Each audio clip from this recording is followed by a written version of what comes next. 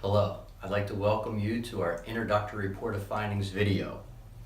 The reason we do this video is very, very important to us, and I believe it's very, very important to you. Most offices you go to, you're not required to watch any videos or learn any information before you go back and get your results.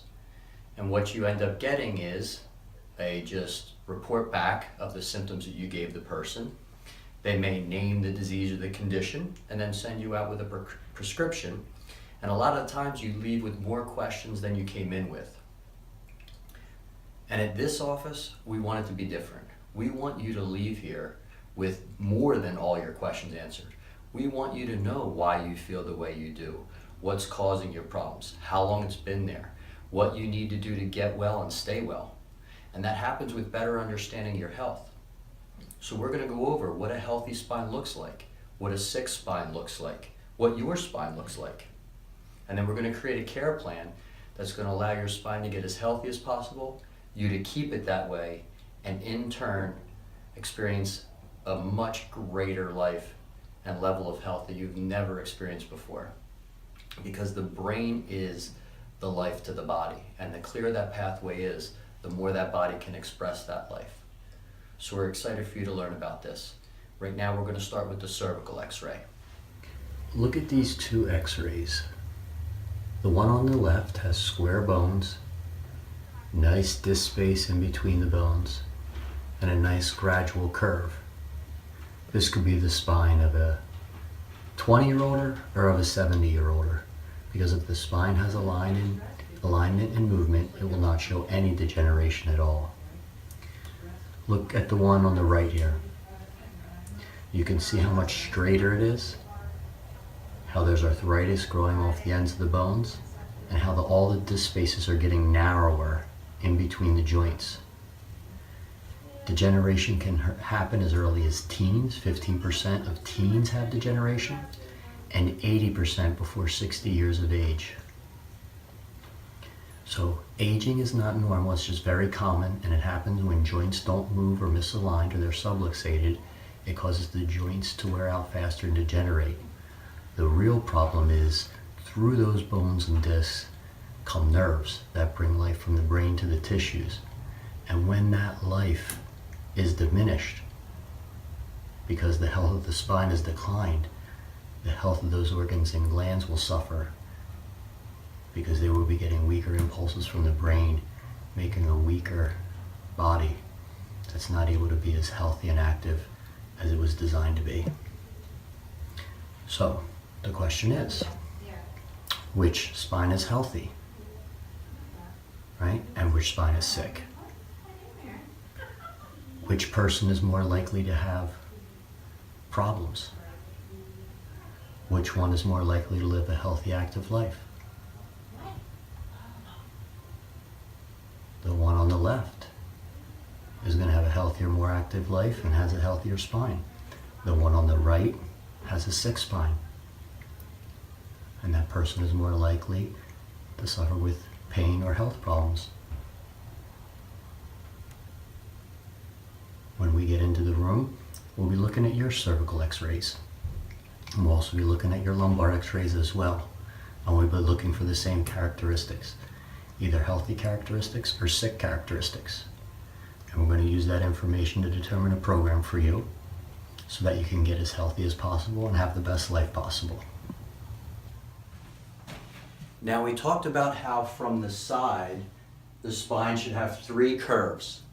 One in the neck, one in the mid-back or thoracic spine, and the other in the low back. Those three curves act as shock absorbers. However, from the front to the back, like as in on this view.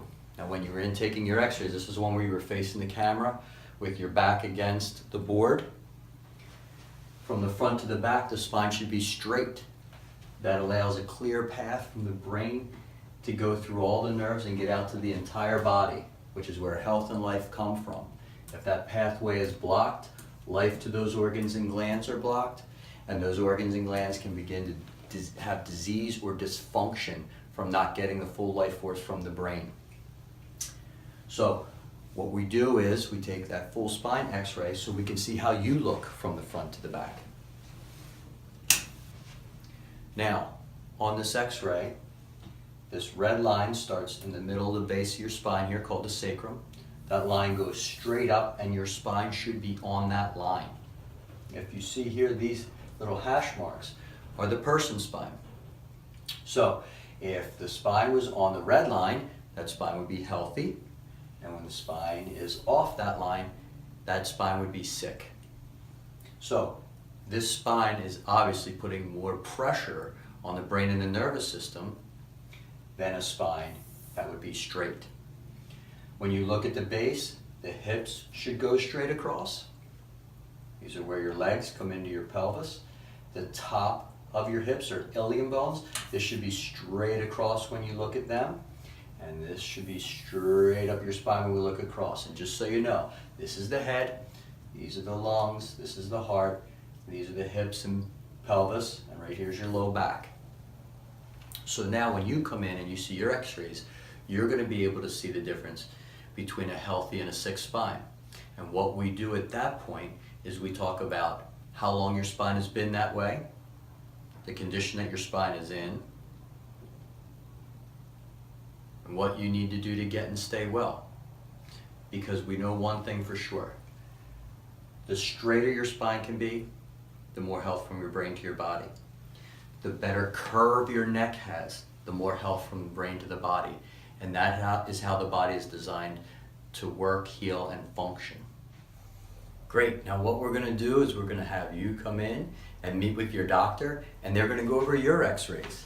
They'll put up your full spine x-ray right here. We'll compare it to what straight is.